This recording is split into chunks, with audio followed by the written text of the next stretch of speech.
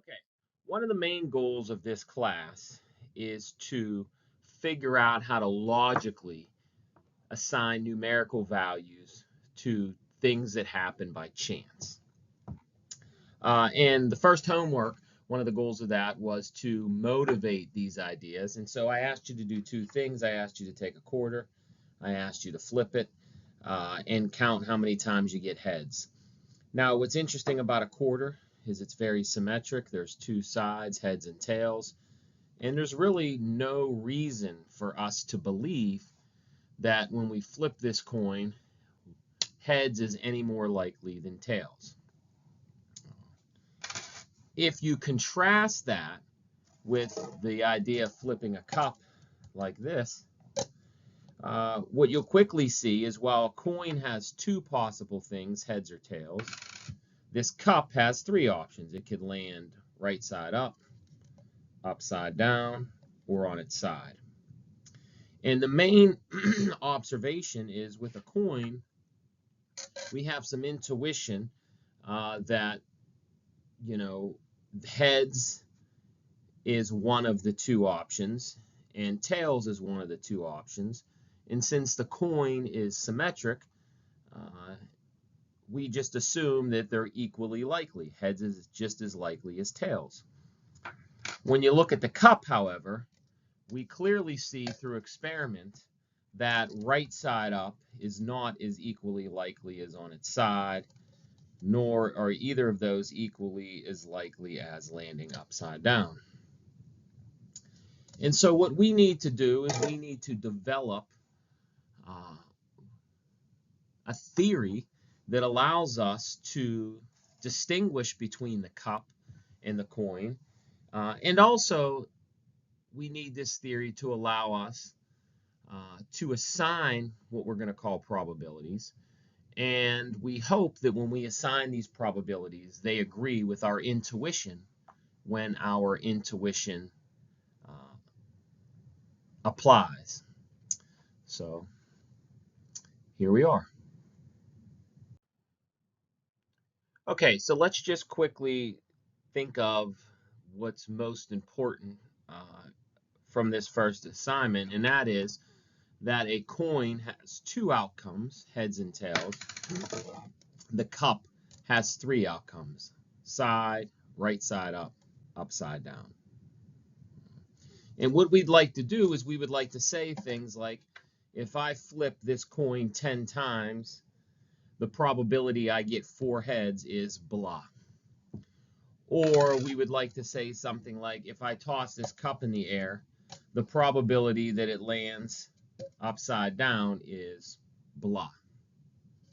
And the reason we want to do it that way is because humans sort of prefer when we associate percentages with things. There's a 75% chance it's going to rain. There's a 90% chance it won't rain. There's a 100% chance if I flip this coin in the air, it will come back down and hit my desk.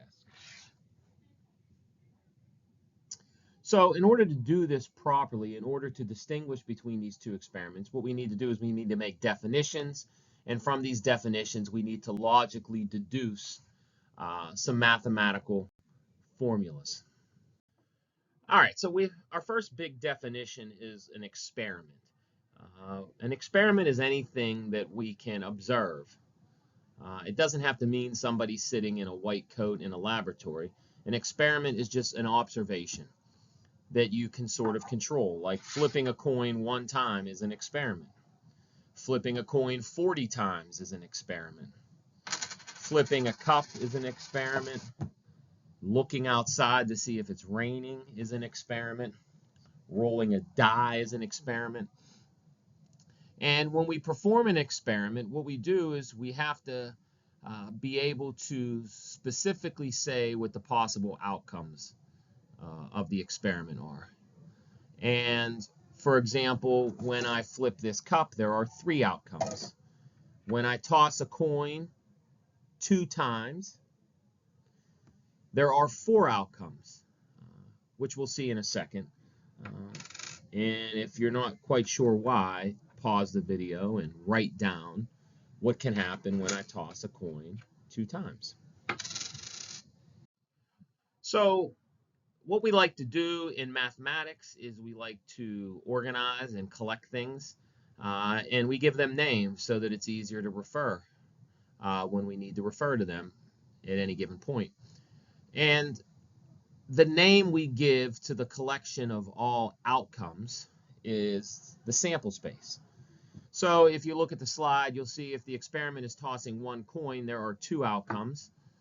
If I toss the coin 2 times, as I mentioned on the previous slide, there are 4 outcomes. If I roll the die that has 6 sides, there are 6 outcomes. And if I flip my cup, we previously noted there are 3 outcomes. In the real world, when we're using math in the real world, what we're often interested in is what are called events. Events are what we say in the mathematical world as subsets of the sample space. So the example you see on the slide says if I flip a coin 2 times, there are 4 things that can happen. And maybe I'm interested in the event that I get exactly 1 head. And so if I list out the 4 outcomes, I'll see that there are 2 of them that have exactly 1 head. Now, in many scenarios, we can make assumptions that make the math, quote unquote, easier. For example, if we have a coin that we're flipping and we assume this coin is fair, that is, heads and tails are equally likely, then we can deduce numerical values about how likely something is to occur.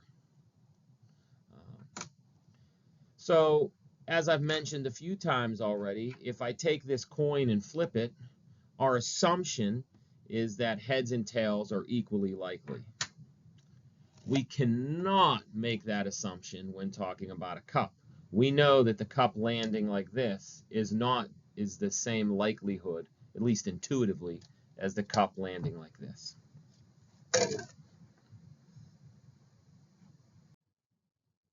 All right, now what we want to do is let's concentrate on the specific example of flipping a coin 2 times. Under the assumption it's fair, I flip it once, I record, I get something, I flip it again, I write down what I get. And there are 4 things that I can possibly observe. I can observe 2 heads, I can get a heads, then a tails, I can get a tails, then a heads, and then I can get a tails and a tails. So if you look at the slide, what you see when we write HH, that is sort of our shorthand for heads followed by heads, whereas HT is heads followed by tails, and then TH is tails followed by heads, etc. Okay, now if we keep concentrating on the same example, what we want to do is we want to be able to say something to the effect of the probability I get at least 1 head is blah, or the probability I get exactly 1 head is blah. And the way we do this is we can do this by counting. So when you read the text, whether it's the one I provided or the notes or any of your favorite probability text, they talk about these axioms. And we don't want to get too much into the theory of the axioms at this point, but what we do want you to understand is that from these axioms we can deduce a very quote-unquote simple way of assigning probabilities when we're doing experiments where all the outcomes are equally likely. So if you think about the example that we see right here on the slide, we have 4 outcomes, and assuming the coin is fair, each one of these outcomes is equally likely. And since each outcome is equally likely, and there are 2 outcomes with exactly 1 head, and there are 4 total, it seems only reasonable to assign the value of 2 over 4 as the probability of obtaining exactly 1 head. Here are two simple examples that you should pause and compare and contrast with the previous example. First, let's imagine we are rolling one die. So if you're not familiar with a die, it's a six-sided cube. We assume when you roll it that not any side is more likely than the other. And what we want to ask is we want to know what's the probability of rolling a number bigger than 2? Or what's the probability of rolling a number that's even or greater than 4?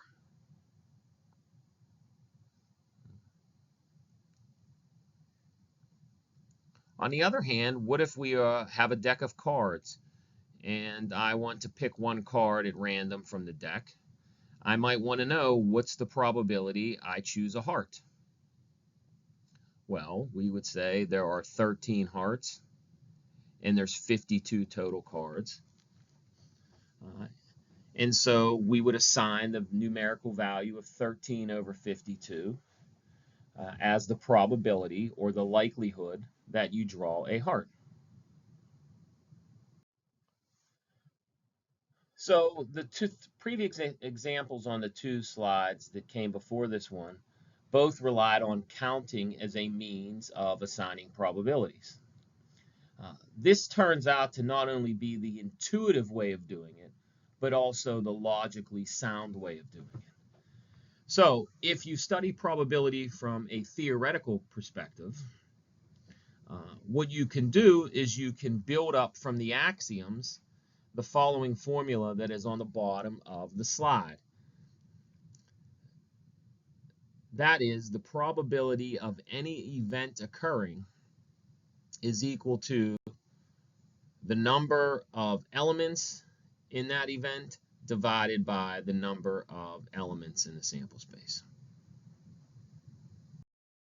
Okay, so what's the point of the last few slides? The point is, if we want to calculate many probabilities, such as studying fair coins, fair dice, cards, lotteries, we have a logically sound formula that allows us to calculate probabilities. So the good news is, with this formula, we can calculate lots of probabilities. The bad news is twofold. One, it requires that we have an effective way of counting. And also, that formula from the previous page does not apply to things like the cup flip, because the cup flip is not an experiment where all three outcomes are equally likely.